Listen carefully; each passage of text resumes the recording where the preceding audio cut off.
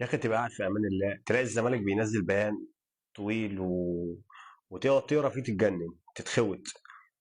انا عن نفسي انا مش هتكلم في البيان كله ولا يشغلني البيان كله كان فيه إيه. انا هتكلم في جزء واحد بس، والجزء ده الزمالك كان بيقول فيه ثانيا: من غير المقبول التشكيك في نزاهة التحكيم المصري وكافة عناصر منظومة كرة القدم المصرية. من الأهلي بياخد بطولات بالتحكيم اللي ما ينفعش نشكك في نزاهة التحكيم المصري. إيه اللي اتغير؟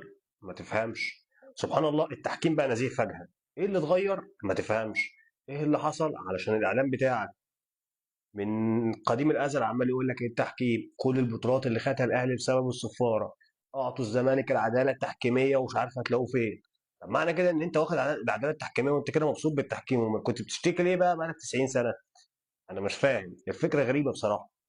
يعني انا مثلا لو شفت منك ان انت نزلت بيان زي الاهلي بتشتكي التحكيم هقول ان انت عندك مبدا، لكن انت عقده الرد وخلاص، عقده الرد بدون مبدا. الاهلي قال شمال فانا اقول يمين، الاهلي قال يمين فانا اقول شمال. يعني انت نفسك دمرت القاعده اللي انت كنت، او الشماعه اللي انت كنت بتعلق فيها الفشل بتاعك، وبتقول اصلا الفجوه اللي بيني وبين الاهلي بسبب الصفاره. انا يا جدعان مالوش دعوه، ادوني عداله تحكيميه وانا والله هتلاقوني بجاري الاهلي. طب انت دلوقتي اللي بتقول ان التحكيم 10 على 10 والتحكيم ما فيهوش مشكله، فلما تيجي بقى يقول لك اصل انت الاهلي فرق عنك او واخد مش عارف كام بطوله دوري 45 وانت مش عارف واخد كام بطوله دوري مش عارف، والاهلي واخد كام كاس مصر وي وي، بتطلع تقول لا استنى يا عم ده انا مظلوم، ده الحكام، ده الدنيا، ده ضربوني، ده صفر، ده عمل، ده بيلن، ده فاول، ده اوفسايد. ونخش بقى في النغمه دي النهارده لمجرد الرد وخلاص. انت طالع تقول لا تحكيم 10 على 10. حبيب قلبي تحكيم 10 على 10، اذا فانت مش متضرر السنين اللي فاتت دي خالص، المفروض انت ما كنتش متضرر نهائي. ولا انت بطوله دوري واحده قلبت لك موازين اللعبه كلها؟ انا عايز افهم. انت عارف تقعد تسترجع مواقف اعلام الزمالك والميديا بتاعته في فتره مثلا السنين اللي فاتت دي، وبالذات اخر كام سنه، يعني اخر مثلا 10 سنين، تلاقيهم ليل نهار يا جدعان اقسم بالله تحكيم، يا جدعان ده حكم مرتشي، الحكم الفاسد، الحكم اللي مش عارف ايه. لامبارح بنلاقي البيان بيقول لك ما ينفعش يا جدعان نشكك في التحكيم المصري. يا عم انت طب اللي كتب الكلام ده او اللي ادى امر ان الكلام ده يتكتب وينزل انت بني ادم عاقل؟ طب انت راجعت اللي انت قلته قبل كده نفسك، ولا انت مالكش دعوه بالموضوع؟ ما هو انا عايز افهم، انا المفروض قلت حاجه فانا لما اجي بتكلم على اساس بالمبدا ده بقى خلاص هو بقى مبدا ثابت. انما مبدأك يتغير علشان خدت بطوله دوري واحده. طب ما انت كده انت نفس الشخص برضه اللي كنت بتصيح على بطولات من زمان. يبقى الاهلي عشان واخد 45 دوري، ما هو انت كلهم حلال بقى.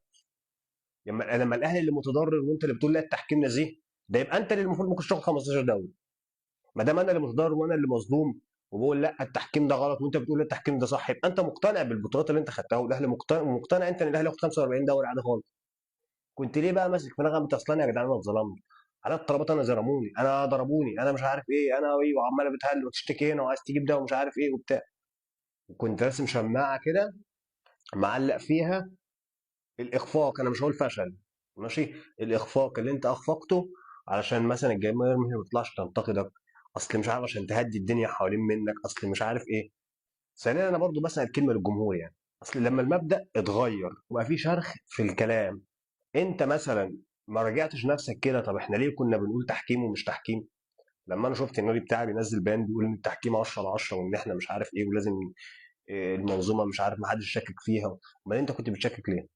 طب انت كجمهور ما فكرتش هو ايه اللي الاداره بتعمله ده؟ امال انا دلوقتي لما يقول لي انا عندي 45 دوري نصر افريقيا هرد عليه واللي يقول له تحكيم؟ يا عم مالي نفس الشخص اللي بيقول لك لا التحكيم حلو وانا عايز التحكيم كده. انتوا يا جدعان ماشيينها ازاي؟ انت بترد لمجرد اللي هو انا معارضه خلاص، والله لا لا التحكيم وحش، لا يا عم التحكيم جميل. طب لا لا التحكيم جميل، لا يا عم التحكيم وحش. طب احنا نمشي، لا يا عم احنا مش هنمشي. طب الدنيا، لا مش الدنيا. طب مش عارف ايه، لا. فانت كسرت كل الشماعات اللي كنت بتعلق عليها الاخفاق بتاعك، انا مش هقول فشل، الاخفاق بتاعك. فانا عايز افهم انت السنين اللي فاتت دي، وسؤالي للناس طول السنين اللي فاتت دي بالبيان اللي نزل امبارح ده، انت كنت بتتكلم على اي مبدأ واي اساس؟ انت كنت مقتنع بالكلام ده ازاي؟ ولو انت كنت مقتنع بالكلام ده 10 على 10، ايه اللي غير الفكره؟ 45 دوري بتوع الاهلي كنت بتقول حرام بالصفاره، فجاه دلوقتي التحكيم بقى 10 على 10 والدنيا تمام وما ينفعش ان الاهلي يشكك في الحكام. يعني انت شايف ان الحكام صح وان الدنيا كلها صح؟ اذا فانا بقول لك يبقى انت كده فاهم، المفروض ان انت عارف وفاهم ان ال 45 دوري دول بتوع الاهلي فعلا بطولات الاهلي واخدها بمجهوده بكل حاجه، بس انت اللي كنت بتناقض نفسك علشان تعلق اخفاقك على شماعة. صح ولا مش صح؟